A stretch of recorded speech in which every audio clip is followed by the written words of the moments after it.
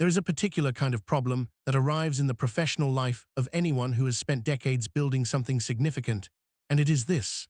The people who deal with you in your private life often do not know who you are in your professional life, and the gap between those two versions of the same person can produce situations that are, in retrospect, among the more instructive experiences available in the catalogue of human foolishness. I have a company. I have had it for 22 years. It is not a small company. It employs 437 people across 6 counties in southwestern Virginia, and it provides electrical distribution services to approximately 41,000 residential and commercial accounts, which means it owns and maintains the infrastructure that delivers electricity to a substantial portion of the region in which I live. I am the majority owner and chief executive. My name appears on the operating certificate, on the regulatory filings with the State Corporation Commission, and on the contract that provides electrical service to every home in Crestwood Glen, including the HOA's community center, the streetlights, the entrance gate system, and the 31 homes on the Eastern Circuit that includes my own. My name is Arthur Pendleton. I am 62 years old. I am a licensed professional electrical engineer who founded Shenandoah Valley Electric Cooperative in 2002 after 17 years working for a regional utility that was acquired and subsequently mismanaged into a series of service failures that I found professionally intolerable.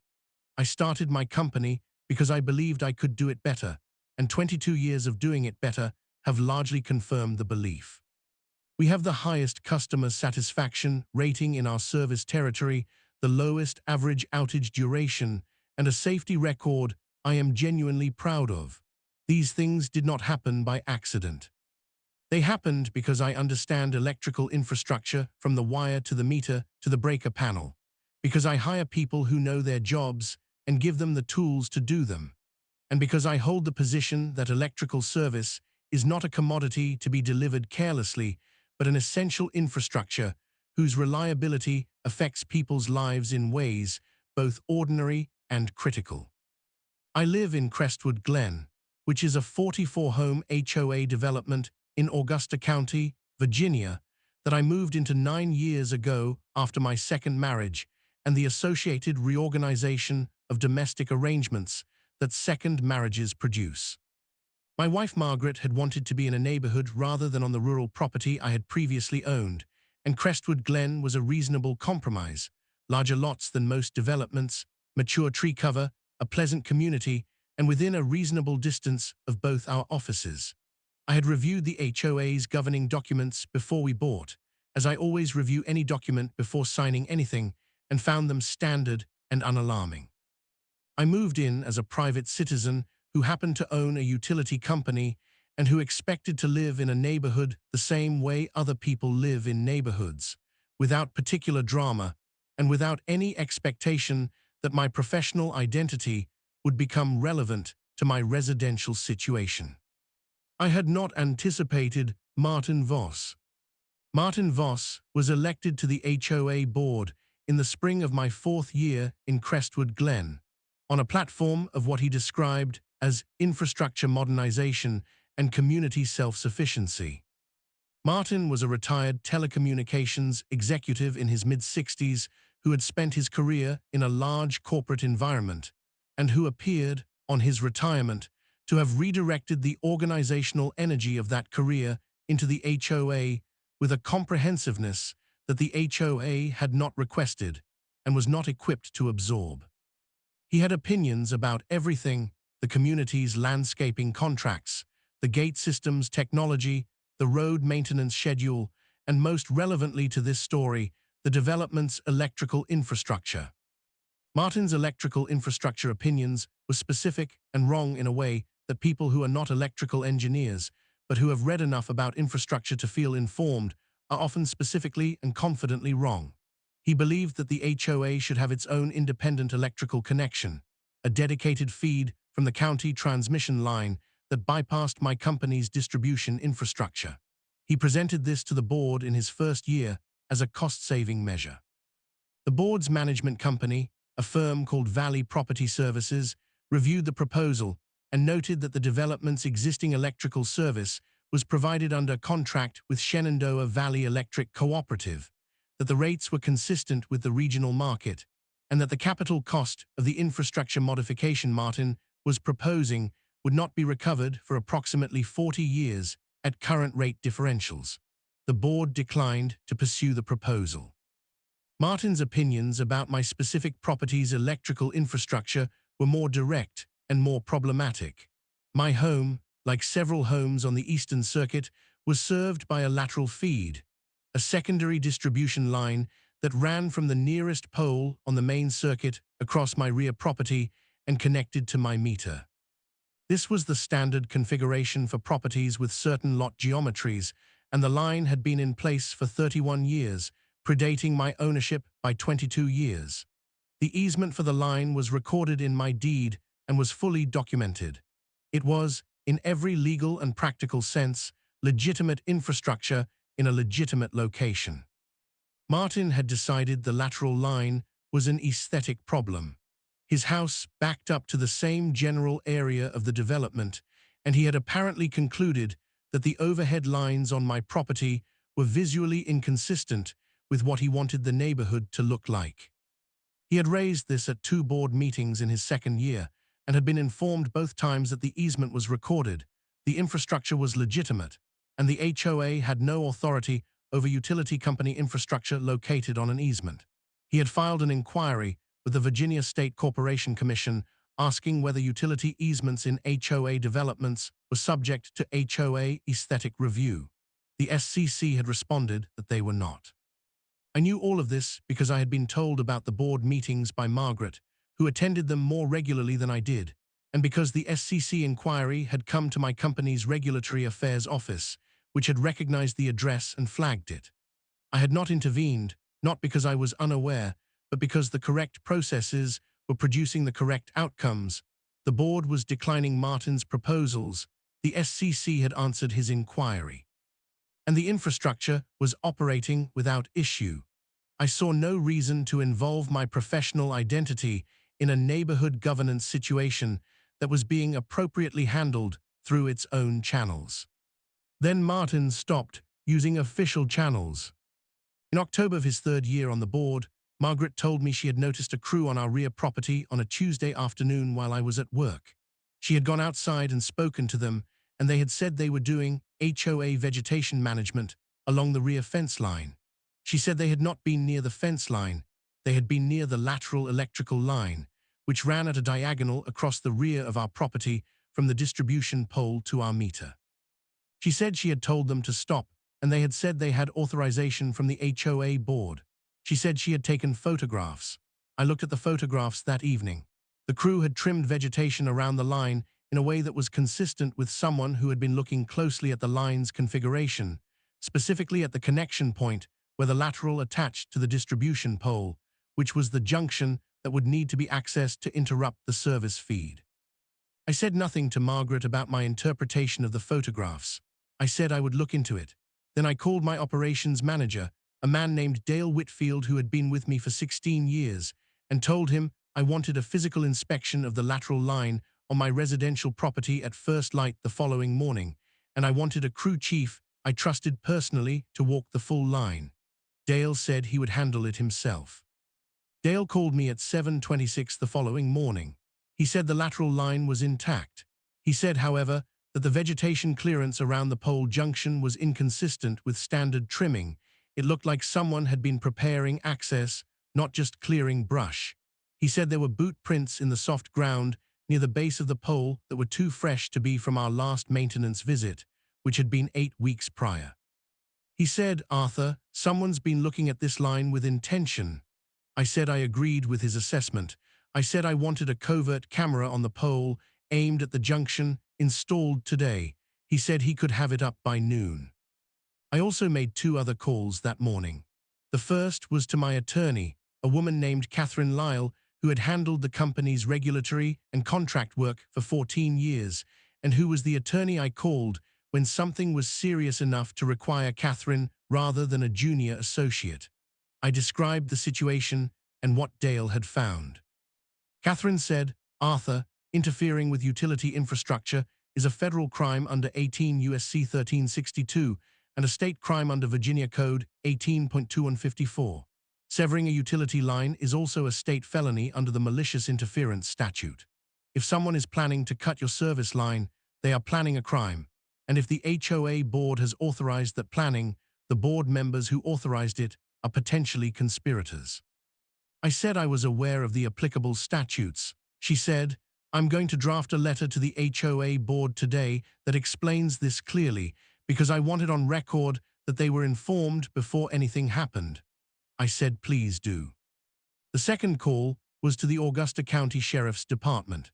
I spoke to the detective assigned to property crimes, a woman named Detective Anita Crowley, and described the situation in the same terms I had described it to Catherine. Detective Crowley said she wanted to see Dale's photographs and the covert camera installation location, and she came out that afternoon with a crime scene photographer and documented everything. She said she would open a case, and that if the camera captured anyone accessing the line, she wanted the footage immediately. Catherine's letter went to the HOA board and to Valley Property Services that afternoon. It was 4 pages. It cited both federal and state statutes. It noted that utility infrastructure on a recorded easement was protected infrastructure under both sets of law, that any interference with the line would constitute a criminal offense, and that any HOA board member or agent who authorized, directed, or assisted in such interference would be personally criminally liable as well as civilly liable to my company and to me as the affected homeowner. The letter was signed by Catherine Lyle of Lyle, Patterson and Associates, and it had my company's letterhead on the attached exhibit identifying the line as Shenandoah Valley Electric Cooperative Infrastructure. Valley Property Services received the letter and forwarded it to the board the same day. I do not know what Martin Voss said when he read that letter. I was not there. What I know is what happened next, which was that on Thursday evening, 2 days after the letter was delivered, the covert camera on the distribution pole triggered. Dale called me at 9:47 that night. He said the camera had captured 2 individuals accessing the pole at the junction. He said they appeared to have cutting tools. He said the line was still intact. The camera had triggered early in their approach, and Dale had been watching the live feed and had called me immediately. He said he had also called Detective Crowley. I said, Dale, I need you to do something for me. He said, go ahead. I said, cut the power to my house from the substation. He said, Arthur, I said, remotely from the SCADA system, take my meter offline. If they cut that line, they need to cut a dead line, not a live one. Dale understood immediately. Cutting a live distribution line is genuinely dangerous, with lethal potential for the person doing the cutting. Cutting a de-energized line is still criminal destruction of infrastructure, but it does not kill anyone. He said, done, your house is dark. I said I would handle Margaret and the darkness. He said Detective Crowley was already en route. I said good. Then I picked up my phone and called Martin Voss. He answered on the 3rd ring. I said, Martin, my name is Arthur Pendleton. I'm your neighbor at number 7. I'm also the owner and CEO of Shenandoah Valley Electric Cooperative, which provides electrical service to your home and every home in Crestwood Glen. I said this in the same tone I used when I called the SCC about a regulatory matter, flat, specific, and entirely without heat. He did not say anything for a moment. I said, there are 2 individuals at the distribution pole on my rear property right now with cutting tools. Detective Crowley of the Augusta County Sheriff's Department is en route. I wanted you to know that before anything further happens, because anything that happens in the next 15 minutes is going to determine the course of the next several years for everyone involved. He said, I don't know what you're talking about. I said, Martin, my camera has been on that pole since Wednesday morning. I have Catherine Lyle's letter on file acknowledging delivery to the board. I have Dale Whitfield's documentation of the preliminary access. Whatever you know or don't know, I wanted you to hear my name and my company's name from me directly before you heard it from a detective. He was silent. I said, good night, Martin. I ended the call. HOA hired a crew to cut my power lines. They didn't know I owned the utility company. Detective Crowley arrived at my rear property fence line at 10:14 that evening with a deputy for backup. What she found was consistent with what the camera had been capturing since Dale called me. Two men at the distribution pole, one of whom had a cable cutter in his hand when the deputy's flashlight hit him. Both men were detained immediately. The line was intact. It was also, as I had arranged with Dale, de-energized, which Detective Crowley noted in her report as a fortunate circumstance. Cutting an active distribution line at a pole junction at night creates a risk of fatal electrocution, and the two men who had been at the pole were, without knowing it, significantly safer for the 30 seconds of my phone call to Dale that had preceded their arrest.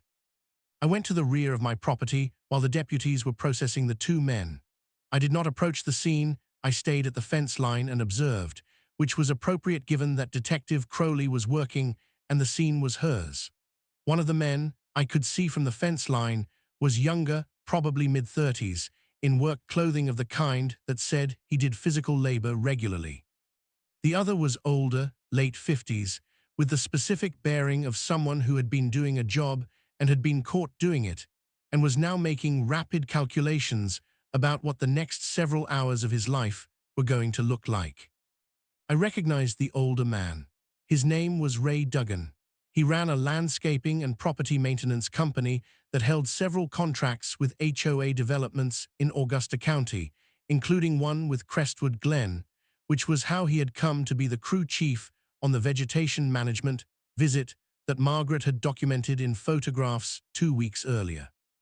Ray Duggan had apparently been retained for more than vegetation management on this occasion, and the cable cutter in his colleague's hand was not standard landscaping equipment. Detective Crowley interviewed both men at the scene and then at the station. I was not present for the interviews. What I know about their content I learned from Catherine Lyle, who was kept informed by Detective Crowley as the investigation developed and who shared what was relevant to my civil interests. Ray Duggan initially described the visit as a utility maintenance job he had been contracted to do. When Detective Crowley showed him the letter from Catherine that had been delivered to the HOA board 48 hours earlier, the letter specifically warning that cutting the utility line was a federal and state crime, Ray's description of the authorization he had been given became considerably more specific. He said he had been hired by a representative of the Crestwood Glen HOA board, had been told the line was a nuisance installation that the HOA had authority to remove, had been paid in advance for the work, and had not been told that the line was Shenandoah Valley Electric Cooperative Infrastructure on a recorded easement. The payment had been made by check. The check had been written on an account associated with the Crestwood Glen HOA Community Improvement Fund. The check had been signed by Martin Voss as board treasurer. Catherine called me when she had this information and said, in her particular economy of words, "Arthur, he wrote a check." I said I knew. She said, "The check is the conspiracy evidence." I said I was aware that it was. She said, "Do you want to be present when Detective Crowley goes to speak with him?" I said no. I said I had already had the only conversation I needed to have with Martin Voss, which was the phone call I had made while his hired crew was standing at my distribution pole, and that Detective Crowley's conversation was her professional business, and I would let her conduct it without my presence. Detective Crowley interviewed Martin the following morning at his home.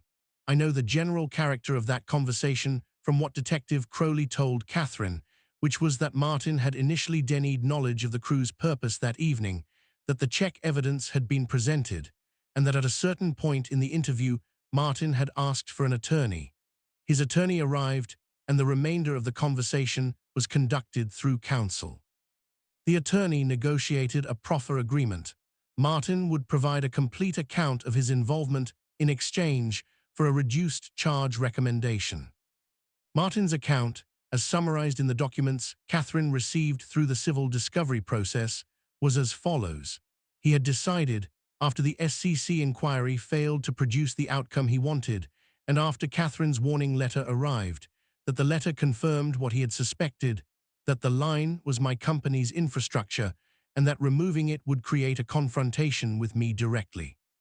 He had decided, apparently, that this confrontation was one he wanted to have, and that having my service disrupted would force me to come to him about the line rather than the other way around. He had not expected my company to be monitoring the line.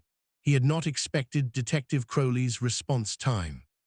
He had not, apparently, connected the name Arthur Pendleton on the HOA's residential roster with the name Arthur Pendleton on the Shenandoah Valley Electric Cooperative's regulatory filings, which were public records that anyone who looked would find. He had also not accounted for the federal statute, 18 U.S.C. 1362, which governs destruction of communication lines and facilities, includes utility infrastructure, and because my distribution line carried data as well as power, the smart meter system transmits usage data to our billing system over the distribution network, the federal jurisdiction attached. Catherine had flagged this in her initial letter and had flagged it again to the United States Attorney's Office, which had opened a parallel inquiry that the Augusta County case was now coordinated with. Federal coordination changes the dynamics of a local prosecution significantly.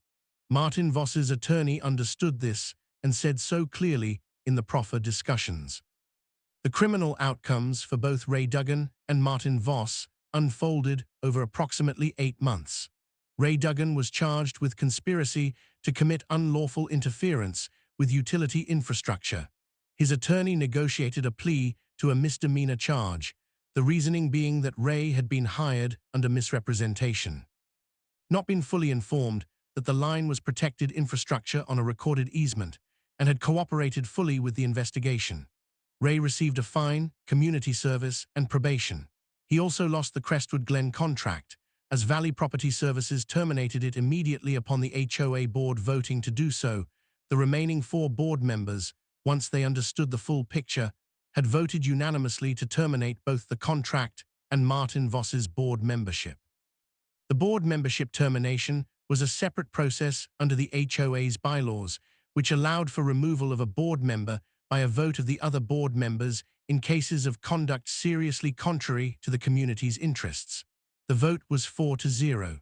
Martin Voss was no longer a board member as of the November meeting, which was the month after the incident. He received a certified letter informing him of the removal. Catherine told me he had considered challenging the removal and had been advised by his own attorney not to, given the pending criminal matter. Martin's criminal case was the more consequential. The federal coordination ultimately resolved in a state plea, negotiated between his attorney and the Commonwealth's attorney, with the federal prosecutor's agreement to defer if the state outcome was adequate.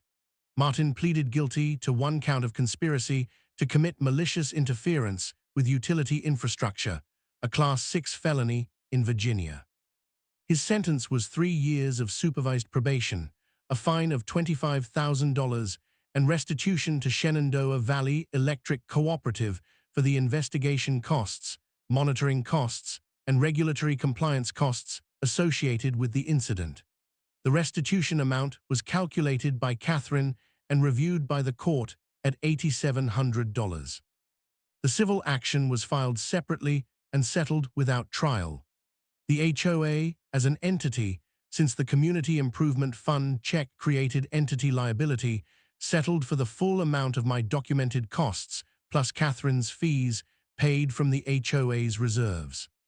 This was a significant depletion of the reserves and required a special assessment to replenish them, which was assessed against all residents including Martin Voss, which meant he paid a proportional share of the settlement amount that had resulted from his own actions, which Catherine noted was a somewhat poetic outcome of the entity liability structure.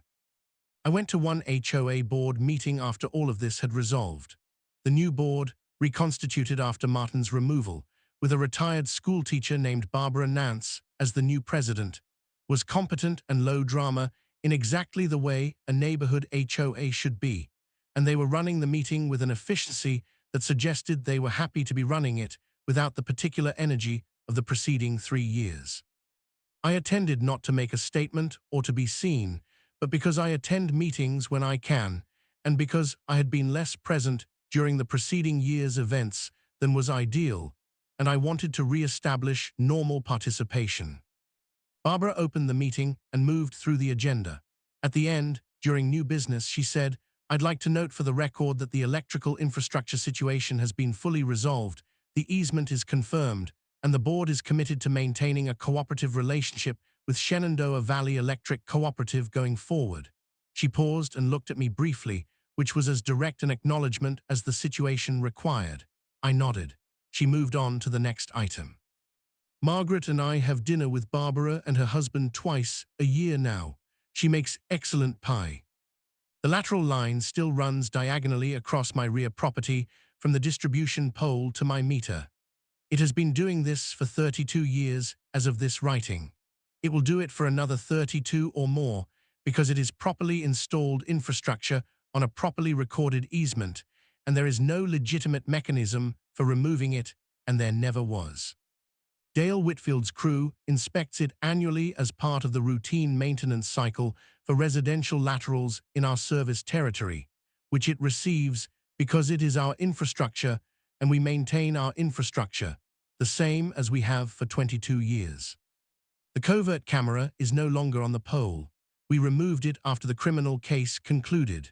The regular maintenance camera is there instead, the standard documentation tool we attach to all our distribution poles on the annual inspection cycle, which photographs the infrastructure condition and the surrounding area for the maintenance record. It is less covert than the other one and considerably more permanent, which is the appropriate configuration for infrastructure that has been confirmed as legitimate and that has no further active threat to monitor.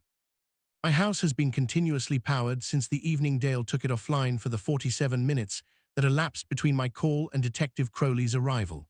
47 minutes of darkness, for which Margaret and I lit candles and drank wine and talked about other things, which was not an unpleasant 47 minutes in the larger context of an evening that was considerably more eventful than most. When Dale restored the service and the lights came back on, Margaret said, "Is it over?" I said the immediate part was over. She said, "The rest?" I said the rest would take some months. She said, "Did you know it would come to this when you started?" I said I had known someone was planning to cut the line and I had taken steps to prevent it and document it, and I had not known exactly what form the documentation would produce. She said, "Your name on their check was the part that did it." I said the name on the check and the letter on file 48 hours before the incident and the camera on the pole all together did it. She said, "You were very thorough." I said I was a utility company owner who had spent 22 years maintaining infrastructure against weather and time and negligence and occasional human error, and thorough was simply what that work required. She said, "I'm glad you're on my side." I said I had always been on her side. She refilled the wine. The candles were still going. The lights were back on. Outside, the distribution line ran its diagonal across the rear property in the darkness, as it had run for 32 years, carrying the quiet current of ordinary residential electricity, which is the most ordinary and essential thing in the world.